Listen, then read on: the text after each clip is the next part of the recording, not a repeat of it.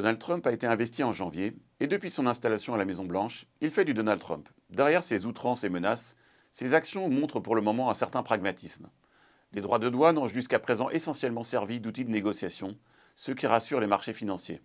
Les tendances économiques dans les grandes zones géographiques n'ont pas changé.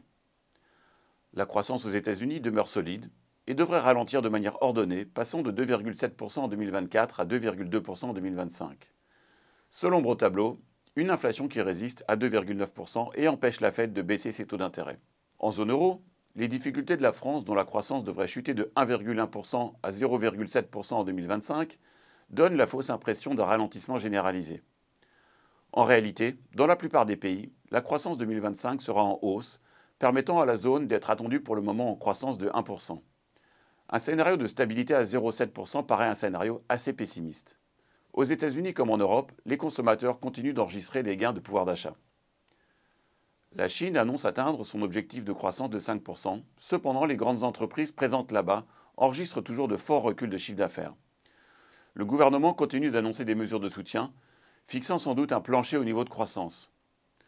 Au global, le contexte économique paraît donc solide. Après un pic de pessimisme atteint fin 2024, l'atmosphère commence à se réchauffer autour des actions européennes. Celles-ci surperforment même largement depuis 2 mois. L'Eurostoxx 50 progresse de 10% en décembre-janvier, alors que le S&P 500 stagne. Parmi les nouvelles qui pourraient pérenniser ce mouvement encore quelques mois, citons en premier lieu un cessez-le-feu en Ukraine qui ferait baisser les prix énergético-alimentaires et réduirait la prime de risque dont souffrent les marchés européens. Les élections allemandes de la fin du mois sont importantes. Une stabilisation du paysage politique français pourrait rendre de la confiance. La Banque centrale européenne, dans un contexte d'inflation maîtrisée et de bilan allégé, demeurera en soutien en cas de ralentissement. Les valorisations relatives de la zone euro demeurent basses, alors que les entreprises européennes ont dans l'ensemble publié des résultats solides. La question à laquelle nous avons choisi de répondre ce mois-ci est la suivante.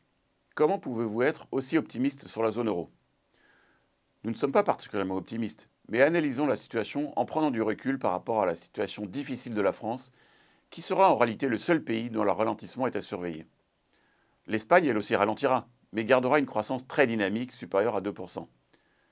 Il paraît difficile d'imaginer que l'Allemagne, après 2 années de décroissance, enchaînera sur une 3e année de récession.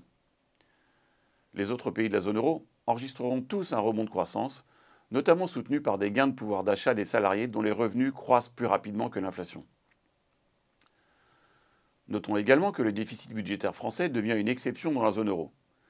Les autres pays rentrent dans le rang avec des situations qui s'assainissent. Nous continuons de surveiller en particulier le marché du travail, mais ne sommes pour le moment pas particulièrement inquiets par la situation européenne.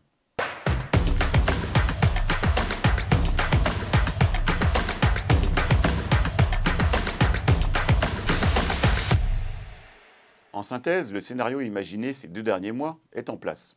Les économies mondiales sont résistantes grâce à des marchés de l'emploi vigoureux. Malgré les apparences en France, même la zone euro résiste. En conséquence, les marchés actions se comportent bien, surtout en Europe, qui pourrait encore surperformer à court terme, alors que les investisseurs retrouvent la raison. Tant que les indicateurs économiques ne se dégradent pas, les obligations continueront d'être un véritable moteur de performance. Elles ont déjà progressé de près de 1% en janvier. Les rendements demeurent satisfaisants. Nous vous remercions pour votre attention et vous donnons rendez-vous le mois prochain pour un nouveau point marché.